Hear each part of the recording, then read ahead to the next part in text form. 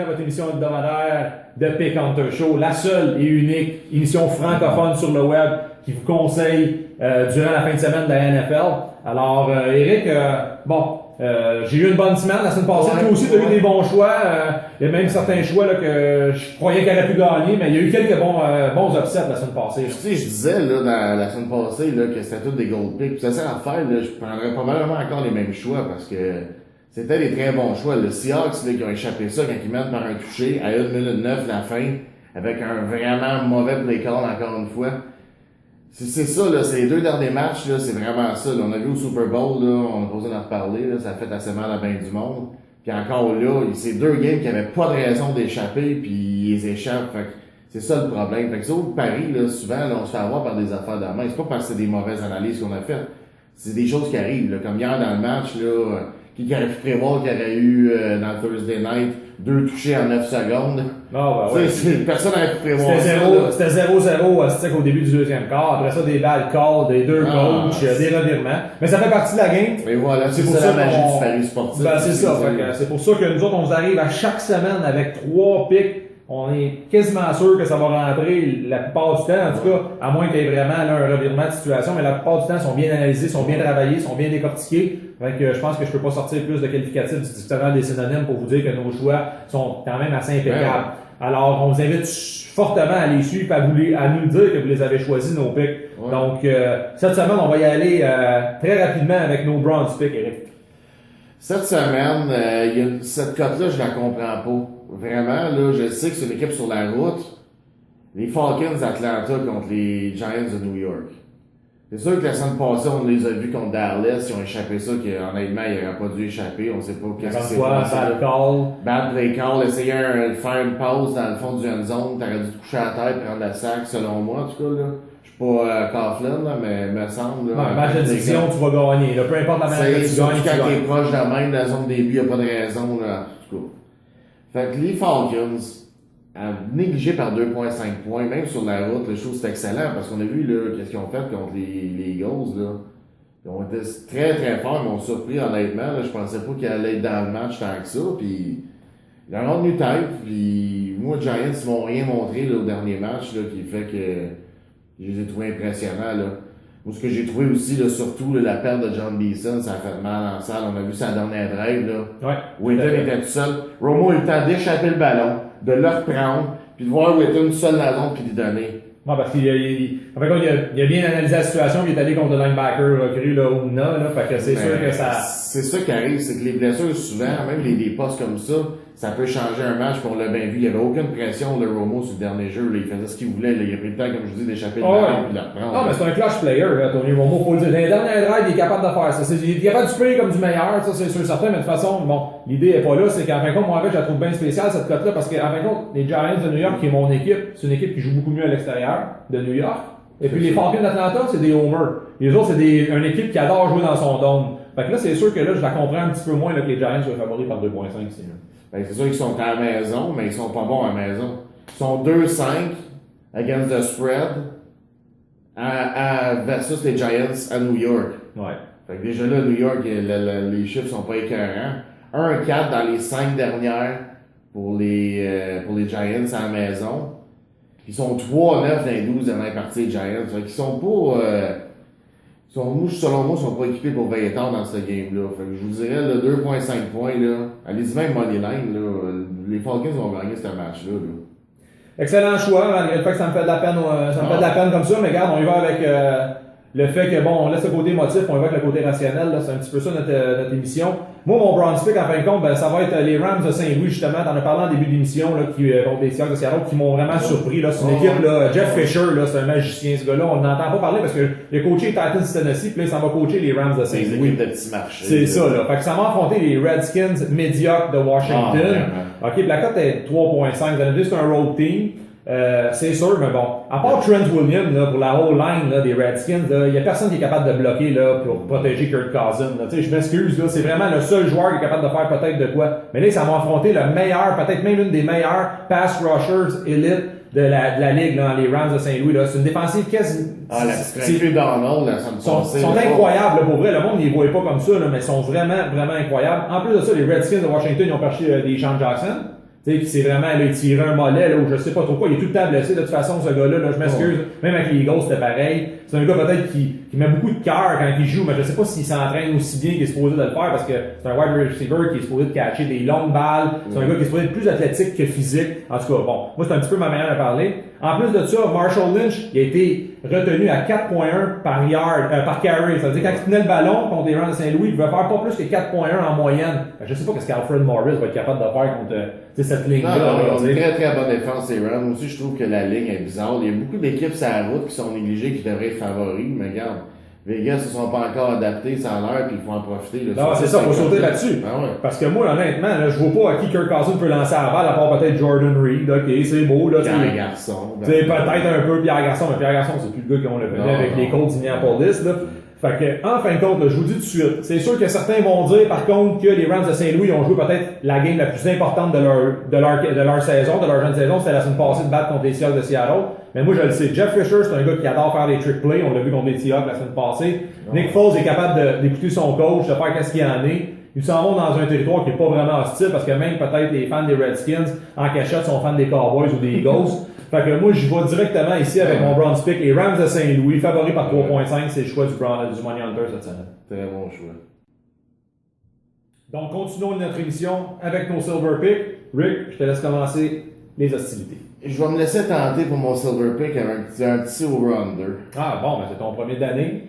Oui. Détroit, Minnesota, plus 43.5. Je trouve que ça va être le choix sûrement là, qui va rentrer le plus rapidement dans les over-under.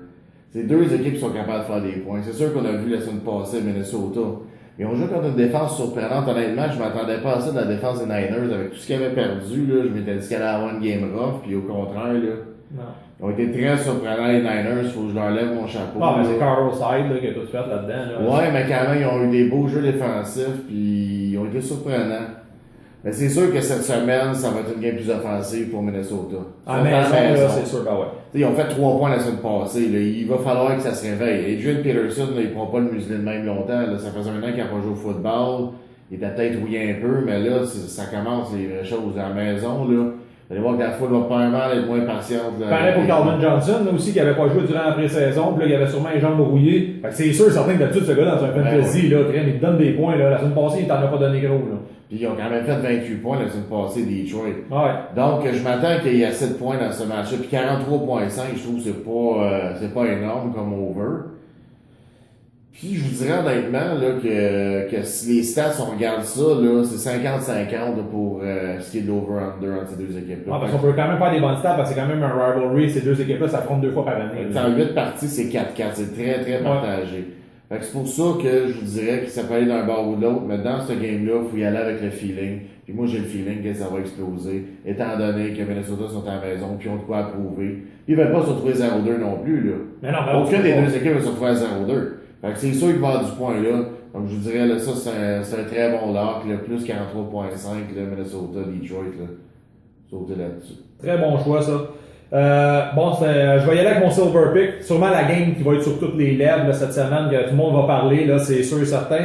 Là, par contre, je vais faire attention, là, je vous dis tout de suite. Honnêtement, je pense que cette ligne-là, c'est une trappe. Je vous le dis tout de suite. Là, ça va bouger aussi, cette ligne-là. C'est ça, là, ça se peut pas que les Pats soient juste favoris par un point contre les Bills de Buffalo.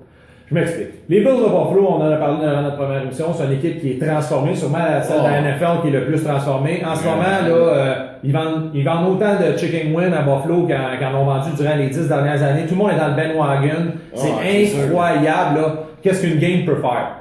Je vous le donne, les Bills de Buffalo, mes fans. Vous avez gagné contre les Colts. On s'est tous fait avoir là-dessus. La plupart du temps. Il y en a quelques-uns qui ont callé Buffalo, je vous félicite. Mais par contre, là, ils s'en vont affronter les Pats.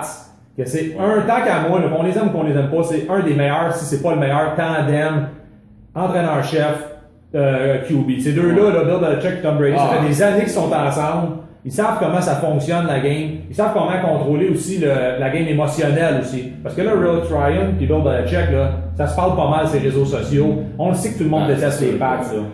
Les Pats, c'est l'équipe à battre. Ils ont gagné le Super Bowl l'année passée, même s'ils n'auraient pas gagné, tout le monde les déteste, les Pats. C'est ça. C'est l'histoire qu'on attend contre Abbott.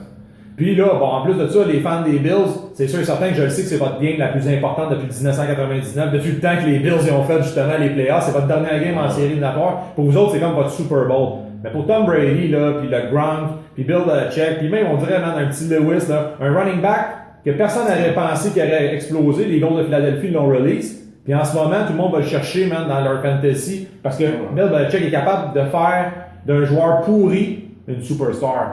C'est ça sa force à ce gars-là. Il prend des no-names, puis il est fait devenir super bon, parce que c'est son style de jeu, c'est le plan de match qu'ils ont. Puis tout le monde le respecte, le plan de jeu. Il y a personne qui est plus gros, qu'il y a personne dans cette équipe-là. Là. Autant que j'étais les Pats, là, ils ont quand même un bon, comment on pourrait dire ça, là, un team chemistry ou quelque chose de même. Ouais, non, mais je veux dire, comment on pourrait dire ça, un mojo, si on veut. Ouais, c'est vrai. C'est do your job. Ouais. Do your job, c'est-à-dire chacun fait ce que vous avez à faire, puis mais c'est je vais vous emmener à la terre promise un peu. C'est ça. C'est con à dire, mais tout le monde est en arrière, se relié en arrière des leaders. Puis tu sais, on s'entend, un joueur de la NFL, là, pour gagner une bague du Super Bowl, il y en a qui ont joué pendant des années, parlez-en à Dan Marino, puis ils ont tous gagné quasiment en saison régulière, mais ils ont jamais gagné une bague de Super Bowl. Il y a personne qui se rappelle de rien si tu gagnes pas ta bague du Super Bowl. Fait que c'est pour ça que les gars, ils veulent tout embarquer dans ce wagon-là, puis ils sont contents d'aller jouer là. Fait que moi, honnêtement, ici, là, la ligne, là, je le sais que les Bills ils ont bien paru, là. Oh, ouais. Mais sauf que là, je vous dis tout de suite, les Patriots de la Nouvelle-Angleterre là-dessus, sauter là-dessus à un point, moi je le sais tout de suite, c'est sûr et certain que les Pats vont gagner ça. C'est mon silver pick cette semaine. Et puis j'espère que vous allez regarder ce match-là, c'est sûr qu'il était diffusé à CBS, c'est sûr que ça passe, ça va être vraiment une bonne partie. Ça partie. passe les gros réseaux. Tout à fait. Donc, on vous revient avec nos gold picks. Donc, nous y voici, les gold picks de la semaine, nos choix les plus sûrs. Rick, je te laisse commencer le tout. Mon lock of the week cette semaine, là, au risque de me répéter, là, je vais toujours miser contre Jacksonville. Surtout mes gold picks quasiment, pas toute l'année, là, je dis ça pour niaiser, mais pour vrai, ils sont vraiment pathétiques. Puis cette semaine, Miami va les affronter à Jacksonville. Ils pourraient jouer en Angleterre, ils pourraient jouer en Russie, ils pourraient jouer n'importe où, c'est pas compliqué, le résultat va être le même. Jacksonville va se faire rincer. Ils vont se faire dévisser solide. Je vais vous donner quelques stats qui, vous allez voir, qui viennent appuyer mes dires, là. Premièrement, ça c'est pas une stat, c'est juste une opinion personnelle, mais Jacksonville est pathétique. Oh ouais, je pense que ça fait 6 fois que tu le dis, là, depuis le début sais, du segment, mais t'as entièrement raison. Tu sais, on pourrait faire un hashtag pathétique Jack. C'est ça, tu sais. Puis je le répète souvent ce mot-là parce que je trouve que ça, tu sais, c'est un mot fort. Tu sais, quand tu dis pathétique. C'est antipathique, là, tout à fait. C'est comme, c'est le summum de la médiocrité, là, selon moi. Puis Jacksonville, ça représente ça. 3-17 au cours des 20 dernières parties. 3 victoires dans les 20 derniers matchs. C'est vraiment horrible. Ça doit être tough être un fan des Jags. T'es plus fan de la mascotte que de l'équipe. Ben ouais, tout à fait. Là, parce que les réseaux sociaux, elle a quasiment plus d'engouement. C'est sûr que le compte Instagram est plus élevé de la mascotte que de l'équipe en tant que je pense que Blake Bottle, là, tu sais, il sait même pas, là, il savait même pas qu'il était en compétition contre la mascotte, là, tu sais. Il va peut-être même perdre son poste. Jacksonville, 5-20 dans les 25 dernières à la maison. Fait que tu sais, quand tu dis que tu vas au stade, là, tu vas pas là pour voir la game, là. Tu vas là pour le tailgate avant, puis peut-être voir 2-3 cheerleaders. C'est ça, mais sinon, là, on va pas là pour le divertissement sur le terrain pour Jacksonville. Puis Miami sont 4-1 against the spread contre Jacksonville. Donc, comme vous pouvez voir, là, tout indique un dégelé, tout indique une domination. Puis Miami, c'est une équipe très complète. Une très bonne performance contre les Redskins. C'est un peu rouillé, là, mais ils sont fait 2 games de suite, ils sont sur la route. Vous allez me dire qu'ils affrontent des équipes vraiment médiocres, mais quand même, c'est une équipe qui est bien rodée. C'est une équipe complète. Autant les unités spéciales, là, on le voit avec Jarvis Landry qui retourne les bottes. Incroyable, on l'avait dit la semaine passée, avez-vous son match? Incroyable, ce gars-là. Puis, sous encore une fois un coup de cochon, ouais, ça, il est fidèle à ses habitudes. On l'avait dit ça avec. On le connaît, notre passe. Pour ça, je vous le dis, là, ce gold pick-là, il est incroyable. Et en plus de ça, j'irais renchérir, parce que j'aurais pu le prendre aussi, ce gold pick-là. C'est comme je vous dis, Jackson. C'est ça, là, faut changer un peu. Mais tu sais, pour ceux qui le savent, là, tu sais, Miami, Jacksonville, là, c'était à peu près 2 heures de route, là. Les gars de Miami, là, ils restent avec leurs femmes le soir, là, quasiment le samedi soir, pis vous comprenez ce que je veux dire, là. C'est pas comme s'ils allaient faire le tour du pays, là, que ça en allait jouer à l'autre bout du monde, là, tu sais. Fait que c'est vraiment comme dans leur. Ça reste quasiment que les fans de Jacksonville sont sûrement fans de Miami en cachette. Beaucoup de fans de Miami qui vont voyager aussi, dites-vous ça. Ah, ben oui.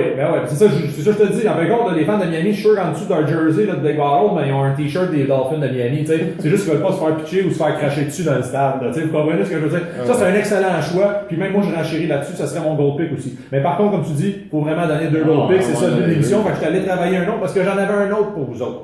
Par contre, là, je tiens dessus dans le début du segment, là, ça, je vais peut-être un peu me contredire de ce que j'ai dit sur mon Silver Pick. J'ai dit que les passes des Bills, ce serait sûrement la partie la plus écoutée. Mais là, je m'en vais vous dire le contraire de ça. Le pourquoi est que Vegas, ils veulent que vous pariez sur des games qui sont télédiffusés. Oui, c'est des attrapes. C'est des attrapes, puis ils savent que... C'est ça, parce que c'est le fun de voir ton argent au cas passe. Mais moi, qu'est-ce que je vous dis là, c'est sûrement la game qui va être la moins télédiffusée, va avoir les moins de codes d'écoute. C'est les Titans du Tennessee. Encore une fois, vous allez me dire, j'y prends contre les Browns de Cleveland à Cleveland, puis je prends encore le under. Mais oui, je garde, je le crois pas. Je crois pas qu'est-ce que Marcus Mariota a fait contre les Bucks de Tampa Bay peut leur faire encore là. Non, mais aussi, c'était inattendu, le Christy, c'était 14-0 après Ah, ben oui. Puis Johnny Manziel, Colt McCoy, peu importe qui va lancer, il n'y a jamais vraiment de point qui se fait dans le dog pound. On s'entend, regardez toutes les dernières games, là. Vous avez déjà vu ça, un match qui égalisait quasiment un match de basket? Non, jamais. C'est des gars qui font 10, 15, 20 points. Ça éclate jamais. Ils n'ont pas d'offensive, ces gars-là, là. Le seul joueur vedette, c'est Joe Hayden. Puis Joe Hayden, il a mal paru la semaine passée. Moi, je trouve qu'il est très overrated. Ben oui, c'est ça. Selon moi, c'est un des defensive backs les plus overrated de la NFL. Ils sont obligés de vendre des chandails puis de mettre une popularité. Parce que la NFL, pour ceux qui ne le savent pas, tu es obligé d'avoir au moins 2 maillots sur NFL.com. C'est des choses qui marchent sur une roue qui tourne. Fait que c'est sûr que tu prennes une vedette, c'est Joe Hayden. Mais honnêtement, le Marcus Mariota, là, il est bon. Je l'ai vu. Moi, je l'ai même dit, je suis un fan des Bucks, là, puis tu sais, moi, je le sais, j'aurais dû prendre Mariota avant Winston, là. C'est un excellent QB. Mais ils sont pas capables de faire ça tout le temps, là. Ils font pas ça tous les matchs, mais d'après moi, ils vont être capables de tirer sur l'épingle du jeu quand même. Mais de toute façon, t'as pris l'over-under, fait que peu importe qui gagne. Ouais, c'est ça. Moi, je veux juste qu'il n'y ait pas gros de points. Puis en plus de ça, ben, il y a un gars comme Bishop Sankey qui va être capable de run le clock un peu, faire rouler, là, tu sais, le temps, puis bien faire paraître les Titans. Les Titans, là, ils ont rien à perdre. Ils ont rien à perdre. Les Colts, ils ont perdu dans la division. Les Texans, ils ont perdu dans la division. Puis les Jags, c'est de la merde. Fait qu'ils sont 1-0, ils sont premiers. Fait que qu'est-ce que tu penses qu'ils veulent faire, les gens, dans ce temps-là? Ils veulent gagner. Ils veulent bien paraître devant tout le monde. Puis ça fait 2 games qu'ils sont sur la route. Fait qu'ils s'en foutent de ça. Fait que vraiment, gagner 2 sur la route, que le monde va prendre. C'est ça. Fait qu'on prend l'under là-dessus, les amis. C'est le choix sûr du Money Hunter. Donc, la semaine passée aussi, on avait commencé un nouveau segment. On appelle ça le Underdog of the Week. Ça fait pas partie de nos statistiques. Mais, pour ceux qui veulent faire un petit peu plus de sous, Eric, je crois que t'en avais un excellent, mais qui me contredit pour moi. Effectivement, je vais t'avouer que celui-là, comme je dis, c'est pour ça que je mets ça un underdog. Je sais très bien, là, que Pat sont favoris là-dedans. Sauf que Bills à la maison, je les aime. J'ai vu quelque chose la semaine passée qui, ils ont quand même réussi à menotter là, Andrew Luck pis la grosse offensive des Colts. Là, moi, je pensais qu'ils allaient vraiment les dominer. Ils m'ont surpris. Fait que je vous dirais les Bills, là, surtout on voit le spread, c'est un piqué, moyen, plus 1, ça bouge beaucoup. C'est une trappe, je vous le dis, c'est une trappe. Mais je vais dire une petite stat ça, pour les auditeurs là, qui ont peut-être oublié celle-là. Là. Le dernier match qu'ils ont joué Pats contre Bills à Foxborough, c'est pas grave. Pas de Tom Brady, pas de Gronk. Ils ont quand même gagné les Bills. C'est ça qu'il faut se dire. Ils sûr. sont capables. Puis ils ont encore une meilleure équipe comme on disait tantôt. Ah ben ouais, ça c'est sûr, définitivement. Fait que s'il y a une équipe qui est capable de battre dans cette division-là, c'est les Bills. Puis à la maison, pour les Bills, je pense que c'est l'occasion de les battre. Fait que je vous dirais, moi, mon dog of the week, c'est ça. Allez pas mettre la maison puis chant là-dessus, là. Puis ni Marcel le chien, là. Non, parce que Marcel, là, vous l'avez déjà parlé pour là. Ok, ben bon, gars, oui, c'est sûr, je suis pas d'accord avec toi là-dessus, là, c'est sûr, certain, je pense que ça va être une domination totale des Patriots de la Nouvelle-Angleterre, mais bon.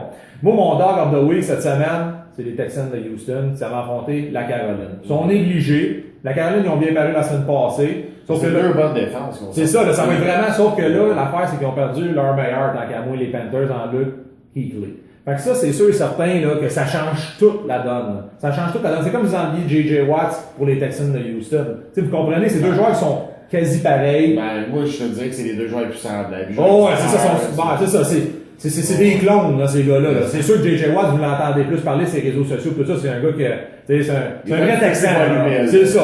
Mais sauf que moi, je comprends pas que les Houston, là-dessus, sont négligés. Honnêtement, tu mets Ryan Mallett, Alfred Blue, DeAndre Hopkins, ça, c'est des gars qui vont être capables d'aller gagner un match. Vous allez me dire qu'ils ont mal paru un petit peu la semaine passée, mais ils affrontaient une excellente équipe, là, la semaine passée, là, pour les gens qui ne le savent pas, là. Tu sais, fait que, veux pas, là. Allez-y, c'est un dog. Allez-y avec vos moyens.